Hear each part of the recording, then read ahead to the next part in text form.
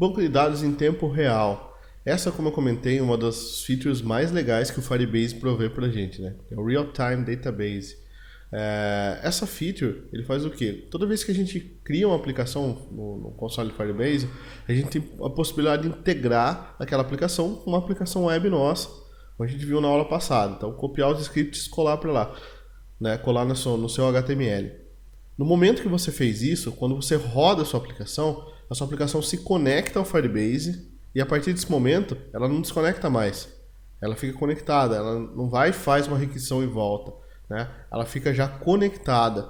Isso permite que os dados sejam trafegados em tempo real. Então tudo que acontece no banco de dados é refletido para a tela, tá? É refletido para o seu JavaScript e para a tela, né? E tudo que você faz na tela é passado para o seu JavaScript, que automaticamente é passado para o banco de dados, né? Isso é chamado de three-way data binding, tá? Então tudo que acontece no banco vem para o seu JavaScript automaticamente e vai para a sua tela automaticamente. Tudo que está na sua tela vai para o JavaScript automaticamente, que vai para o banco de dados automaticamente, tá bom? As aplicações conectadas, elas funcionam através do que a gente chama de WebSockets, tá? Então, toda vez que a gente faz uma conexão com o nosso servidor, né, mesmo no modelo single page application, tá, que você tem uma aplicação com uma única página, né, você não está conectado ao servidor. Você tem o seu site, a sua aplicação rodando. Quando você clica num botão, qualquer coisa que seja, ele vai conectar ao servidor, executar uma ação e retornar, né, alguma informação para sua página. Isso é um modelo convencional, né, um modelo de aplicações web mais comum que a gente vê no mercado. No modelo conectado, não. Você conecta e fica diretamente ligado ao servidor, através de sockets, né, de WebSockets no caso. Nesse modelo, é interessante porque o tráfego é muito mais rápido. Toda vez que você abre uma conexão com o servidor, é executado um handshake, né, um aperto de mão, que é travada uma conexão entre a sua aplicação e o servidor, é feita a requisição, trafegados os dados e essa conexão é fechada, né? Então todo esse passo de abertura e fechamento de conexão, ele é evitado, né, porque sua aplicação já está conectada lá. Então, teoricamente, sua aplicação vai ter ganho em performance se você trabalhar com Real-Time Database. Tanto que vários casos aí que tem que atender muitas requisições por minuto, etc., né? Eles não trabalham em formato desconectado, né? Trabalham em formato conectado, Facebook, Twitter, etc. Você está 100% conectado ao servidor. O lado ruim disso é que uma pessoa pendurada no seu servidor, né, ela vai causar mais gastos, né, e exigir mais máquina, né, para a infraestrutura. Então você tem que tomar cuidado com isso também, se é realmente seu foco, né, e se você tem budget para gastar com isso. O Firebase, no caso, né, ele trabalha com um conceito interessante no Real-Time Database, que é o conceito de snapshots. Então, toda vez que... O snapshot é como se fosse uma fotografia, né? Então, toda vez que um dado é alterado, toda vez que um novo dado é inserido, qualquer coisa do tipo, ele tira uma foto, né, e manda a foto desse documento para você. Como eu comentei no começo, nas primeiras videoaulas, né, ele trabalha no formato NoSQL, então ele trabalha com documentos ao invés de dados relacionais, né? Então é muito mais fácil para ele bater uma foto ali dos dados, das informações e mandar para a tela. A gente só tem que tomar cuidado que nessa foto que ele manda, nesse snapshot que ele manda informações extras. Então ele não manda só as informações do cliente, ele manda a versão, a data de modificação e alguns outros parâmetros. Mas a gente vai ver aqui certinho com mais calma. Bom, então vamos codificar a parte aqui do Real-Time Database. E eu estou na index que a gente criou na aula passada, né? Eu só adicionei aqui realmente uma URL, tá? É um link para ele aparecer aqui no nosso database, tá bom? Deixa eu voltar para cá. Então tá aqui, ó. Foi aquele link que eu coloquei lá, tá? Beleza? Só isso por hora, nada demais. Então eu estou chamando uma página chamada Real-Time Database. Ela não existe aqui ainda, tá? Então, botão direito aqui, New File. E eu vou chamar ela de Real-Time Database.html. Ok? Vou copiar aqui o conteúdo descaradamente da index. E agora a gente vai trabalhar aqui em cima, tá? Vamos utilizar esse conteúdo aqui. Então aqui eu vou colocar o título como Real Time Database, tá bom? Beleza?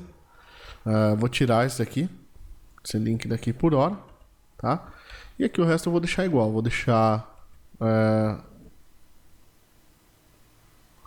sim, I want to replace. Como a gente pode notar aqui, eu vou deixar os scripts aqui, né, de jQuery, o Bootstrap, tá tudo igual, né, app.js, a gente vai criar mais um script aqui. E aqui em cima, introdução ao Firebase, eu não mudei nada, tá ok? Então eu vou aqui para o Real Time Database, essa página que a gente tem aqui.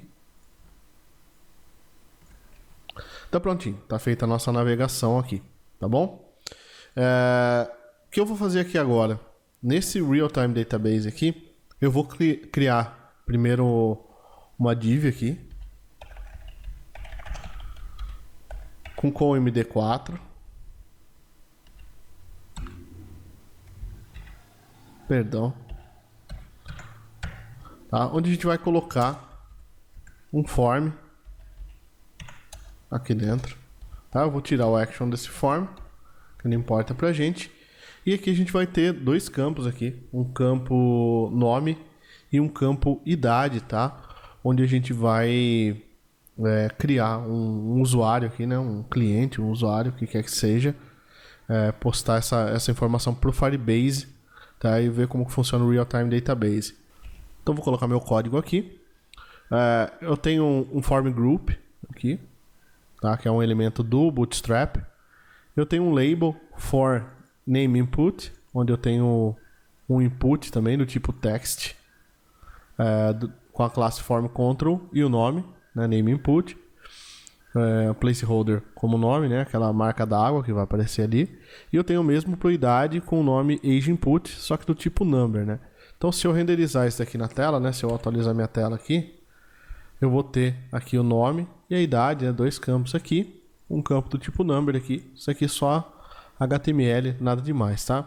A gente vai criar também agora um botão aqui para adicionar esse usuário ao Firebase. Então vou dar um Enter aqui e tá aqui o nosso botão. Ele é um button mesmo, o class dele é o BTN, BTNLG, né? Botão large, um botão grande. BTN block para ele ocupar toda a largura possível dessa coluna que a gente criou. Tipo o BTN primary, que vai colocar um estilozinho azul nele. E o ID dele vai ser add button, né? E a gente vai ter aqui escrito dentro dele adicionar, tá bom? Eu vou agora só colocar mais um link aqui para poder voltar para index, só para ficar legalzinho o nosso exemplo. Só dar um espaço aqui, tá? E temos aqui duas quebras de linha, né? E um lá com class button clear. Na verdade, deixa eu tirar esse class aqui, não vou precisar disso aqui por agora, e só deixar um voltar pro home aqui, só pra gente ver como vai ficar, né? Então, a carinha final aqui do nosso Real Time Database é esse aqui, tá? Tem o adicionar no voltar pro home. Deixa eu só ver porque que ele colocou esse item aqui pra cima, porque não é aqui que eu quero colocar ele, e sim depois da div aqui, tá bom? Alt Shift F, ele organiza o código, tá ok? Então, vamos renderizar de novo aqui para ver. Tem aqui voltar para home, Real Time Database, tá o nosso link aqui, nome, idade e dicionário. Então a brincadeira aqui é o seguinte, a gente vai criar já uma lista aqui de usuários, né? E para fazer o teste, mostrar para vocês como funciona. Então eu vou colocar o nome, a idade, né? E clicar no adicionar aqui para adicionar um novo cliente, um novo usuário, como a gente queira chamar essa coleção no Firebase, tá bom? Eu vou fazer isso, a gente vai codificar isso e eu vou abrir aqui duas instâncias dessa aplicação, mais o Firebase, mais o Postman, e a gente vai ver como isso tudo vai funcionar em tempo real, tá bom? Então eu vou aqui na minha pasta JS e eu vou criar um novo arquivo aqui chamado de realtime. Tirar o mouse da frente, né? database.js. Tá? Então, realtime database.js. Lembrando que a configuração inicial do Firebase já foi feita no app.js, né? Então, a gente vai só codificar aqui. E eu não posso esquecer de, no meu arquivo realtime database.html, fazer a chamada desse script que a gente acabou de criar. Então, ele está lá no js /realtime database.js, tá bom? Então, já fiz a referência do meu arquivo aqui. Agora, a primeira coisa que eu vou fazer aqui é definir, né, as variáveis que a gente tem, obter os elementos da tela, né, obter meus inputs, meus buttons e afins. Então, eu tenho aqui 3 variáveis, né, uma variável chamada nameInput, uma chamada ageInput e a outra chamada addButton, né, que eu acabei nomeando com os mesmos nomes aqui, né? nameInput, o ID, né? ageInput e addButton, tá bom? A gente até tem o jQuery aqui. Eu poderia, ao invés de utilizar aqui o document.getElementById, né? E o ID do elemento, eu podia usar só o cifrão, né? E a tralha aqui pelo nameInput, tá? Essa seria a seleção do jQuery, tá bom? Mas eu acho legal, vários exemplos, né? Já tem com jQuery, etc. E a gente já está cansado um pouco de ver jQuery, né? E com a questão do uso dos novos frameworks que não tem jQuery neles, né? Até não recomendam o uso. Então eu vou partir para o HTML puro mesmo, para a gente ter uns exemplos legais aí com HTML, tá? Então, o JavaScript puro, tá? Perdão, não é o HTML. Então, document.getElementById, obter elemento pelo ID. Então, estou pegando o meu input aqui, o ageInput, né? E o addButton. Então, é os 3 elementos que eu preciso, tá? Agora, eu vou fazer o quê? Eu vou criar um evento, né? Para quando o usuário clicar no botão addButton, né? Eu vou executar uma determinada função, tá bom? Então, aqui, ó, ao clicar no botão, eu vou ter o addButton, né, que é esse elemento que a gente obteve aqui, que é o nosso button, certo? .addEventListener, então eu estou adicionando um listener ao evento, então o listener vai ouvir o evento click, né, e isso dispara uma função aqui para dentro, né, uma chamada de uma função anônima aqui no caso, né, não preciso declarar uma função nem nada. E aí eu estou chamando uma função chamada create, onde eu vou receber 2 valores, né? O nome e o input, tá bom? Então, é assim que a gente cria um event listener.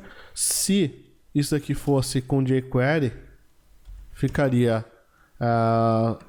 cifrão, tralha, addButton, .on, click, vírgula, a function, tá bom? Até que parecido ali, né, com o que a gente tem, tá? Mas como a gente é hardcore aqui, estamos escrevendo aqui. Estamos escrevendo JS puro, né? Às vezes é legal escrever até pra gente relembrar um pouco de como o JavaScript é legal, né? E escrever sem funções, sem ajuda nem nada. Então eu vou criar uma function aqui chamada de create. Tá? Essa function ela vai esperar o name e o age, tá? E a gente vai agora fazer o que? Obter os valores, né, do nome e da idade, tá? E gerar esse valor e imputar esse valor no Firebase.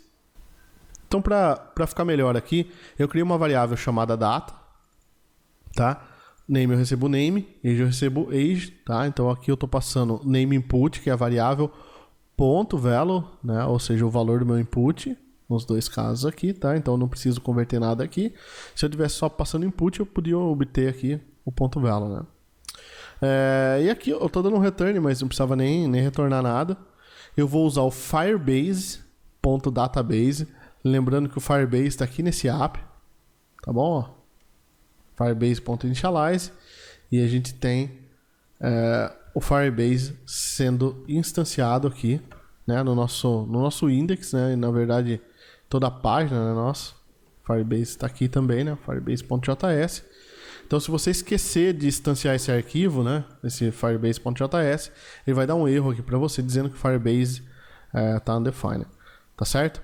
Então, firebase.database é o que a gente vai usar para conectar a nossa base de dados, para fazer qualquer coisa executando no database, tá? Depois vocês vão ver que a gente vai usar firebase.out, firebase.storage, né, seguindo essa mesma linha aqui, tá ok? Dentro do Firebase.database a gente pode ter um monte de itens, né? Um monte de coleções, etc. Como a gente viu nas aulas passadas. Então a gente usa o .ref para definir uma referência e usa o .child para definir um filho. Tá? Então fala assim, olha, vou pegar um filho, né, dessa base que se refere na verdade a uma coleção, tá bom? Então eu estou colocando aqui a coleção users. Tá? Mas você pode dar qualquer nome aqui. Pode colocar clientes também, tá? Eu estou colocando como users, tá bom? Mesmo que a coleção não exista, ela vai ser criada lá, como a gente viu na aula passada, que a gente fez na aula passada não, mas na aula que a gente fez o post lá, né? Com o Postman, né? Fizemos um exemplo de post. E aí a gente usa o mesmo método, né? O método conhecido já que é o método push, que é um método conhecido tanto para o JavaScript, Angular, etc. Né? Sempre que a gente quer enviar um dado, a gente usa o push e eu vou passar a data, né? Então tudo que você tiver na data aqui, ele vai ser enviado para lá. Igualzinho a gente fez no Postman, tá? Então lembra no Postman lá que a gente passou nome, age, né? Nome, idade, depois a gente passou documento, passou e-mail, né? Então ele é mutável. Se você na primeira vez enviar só o nome e idade, se depois você enviar o nome, idade, qualquer outro valor, ele vai acabar aceitando esse valor, né? E vai acabar multando isso, tá bom? Para melhorar aqui um pouco, o que eu vou fazer aqui vir aqui para a nossa área inicial, né? E vou criar a lista de usuários aqui também, para exibir os usuários que estão no banco, né? Assim, quando a gente adicionar um usuário aqui, né? Ele já vai automaticamente exibir nessa lista aqui. Então, para isso, eu vou criar uma UL, né? Unordered List. Chamar ele de Users List mesmo. A lista de usuários. E agora aqui, a gente vai recuperar essa Users List. Tá? E vamos adicionar um evento aqui. Para toda vez que houver uma alteração no Firebase, né? Uma alteração no nosso banco de dados, lá no servidor, ela reflita aqui direto no nosso JavaScript. Então fiz aqui a referência, né? Users List, seguindo o mesmo padrão que eu tenho aqui. E agora aqui embaixo a gente vai fazer o código para qualquer modificação que aconteça no banco, ele traga para o nosso JavaScript e vice-versa. Então novamente a gente usa o firebase.database.ref, tá? Users, então estou usando users aqui. .onValue, né? Ou seja, toda vez que um valor for alterado, que um valor for incluso, removido, né? Da nossa lista de usuários, tá? Ele vai disparar uma função, essa função anônima aqui, e aqui está o snapshot. Lembra que eu comentei com vocês do snapshot que o Firebase manda para cá, né? O three-way data bind, e por aí vai, né? Então o que eu faço aqui? A gente pega o nosso user list, que é o nosso UL lá, e seta ele para vazio, né? Remove todos os lists dele, tá? E daí para cada item que vem no snapshot nosso, tá? Para cada item, a gente cria um novo elemento do tipo li, né? Um ordered list é composto por vários LIs. Depois a gente usa o li.appendChild, tá? E usa o document.createTextNode, tá? Porque ele vai inserir um texto dentro desse LI que a gente acabou de criar. Aí eu vou receber aqui, eu tenho um for each, né, no snapshot, onde eu tenho o item. Então eu tenho o item.value.name, né, e o item.val.age, tá? Então eu tenho a idade e o nome aqui. Então estou colocando o nome, 2 pontos a idade, tá? E depois eu mando dar um append child nesse ali aqui. Simples assim, né? Só a iteração. Daria para fazer isso com o jQuery também, tá ok? Então por hora isso daqui está finalizado. Vamos vir aqui na tela, tá? Eu vou atualizar isso daqui. Então ele criou um elemento aqui, né, que está invisível, obviamente, mas não tem nenhuma informação no nosso banco de dados. Então eu vou abrir uma nova aba aqui, colocar aqui do lado, tá bom?